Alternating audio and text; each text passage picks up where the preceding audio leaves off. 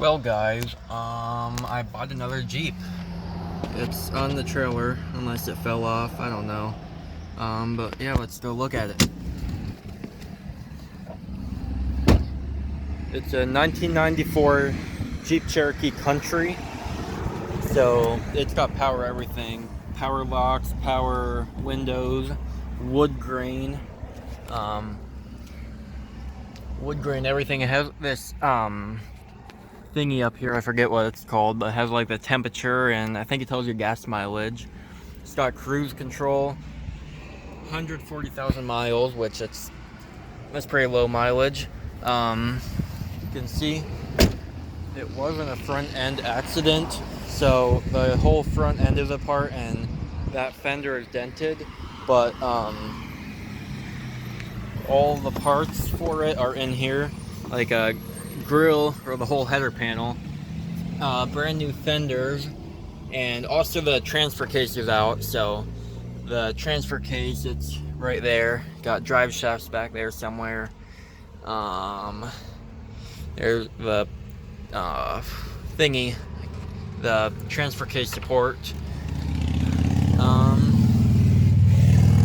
But yeah, overall it's in really nice shape. Really low mileage. It's been off the roads for, I forget when. It's got mud flaps. Off the road since 2010. But yeah.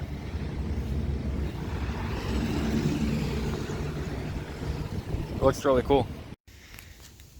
So, I actually have no idea where I left the video off at.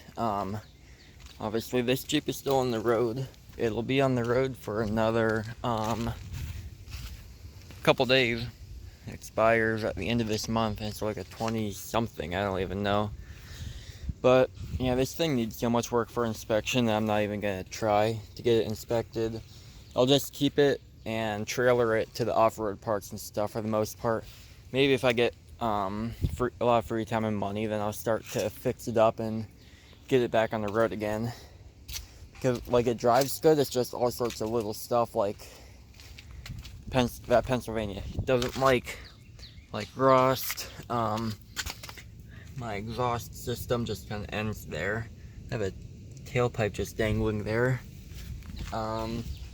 It kind of shakes sometimes. I think the wheel weights are all messed up. I think some of them got knocked off. What else? The tires are sticking past the fender flares, which you can't have in Pennsylvania. And yeah, there's just a ton of little stuff. But anyway, back onto the Jeep. So I did a lot of work to it.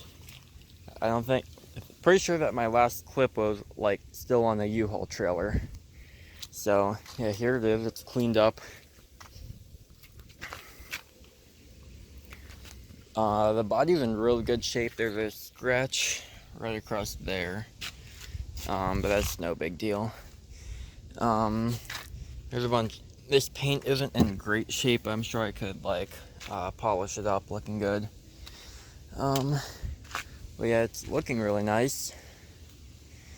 In the engine bay, I'm about to clean that up if it doesn't storm on me. So it came with other fenders and a grill and stuff, but the fenders and grill ended up being a different color. So I was able to pound out pretty much this entire dent with just like a regular hammer, and it's better. I just need to get new fender flare brackets to put on.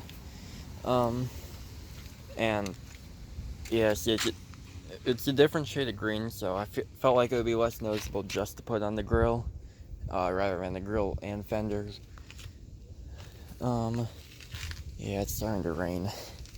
I was hoping to get this cleaned up. It has like the factory, I don't know if that's what that would be called. It's kind of like a skid plate, but it's just made out of like the, almost like cardboard material, kind of like this, kind of like up here, so I don't know.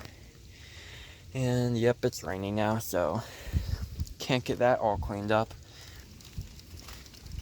Way over here, I don't know if I showed this in the last video, but I was driving a trailer with two big pipes sticking out off of it, like in the front, and I had to make a really sharp turn because it got stuck on a one-way street, and I kind of forgot that I had the pipes in there, so that all happened. But you know, that's factory. Vice Grip Garage. Check them out.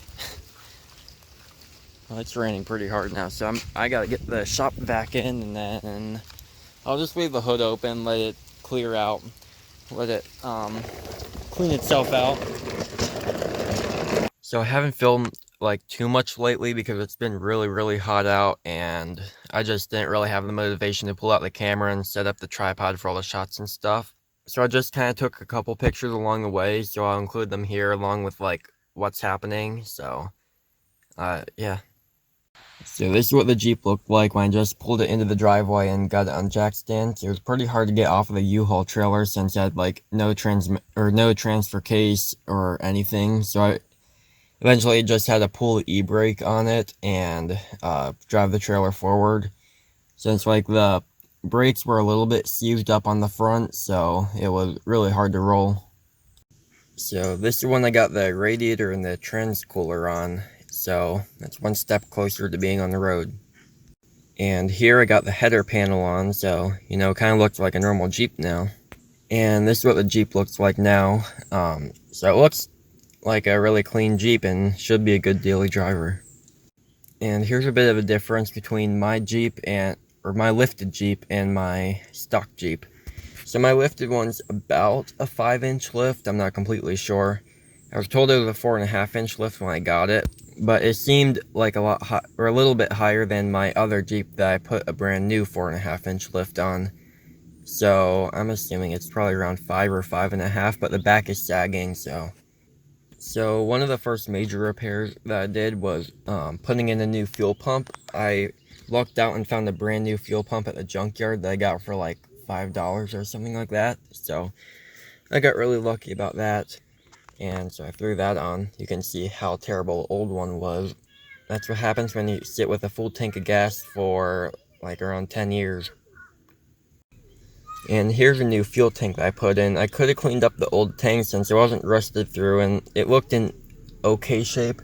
But I decided just to get a new fuel tank. It was cheap enough and it would save me headaches in the future. So yesterday at the junkyard, I found this header here. It was on a Jeep that looked like it had a ton of brand new parts, and I ended up finding the owner of it on Facebook.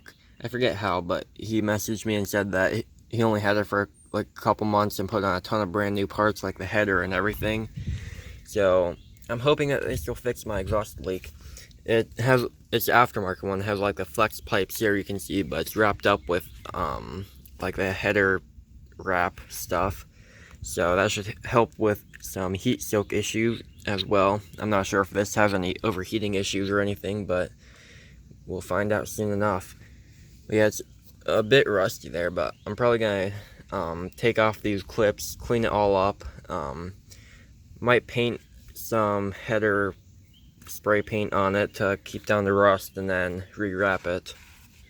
Since this thing has a pretty big exhaust leak, I put in some Marvel Mistral oil right in the intake, just so I could see where all the smoke's coming out at, but there was a ton coming out of the header, so.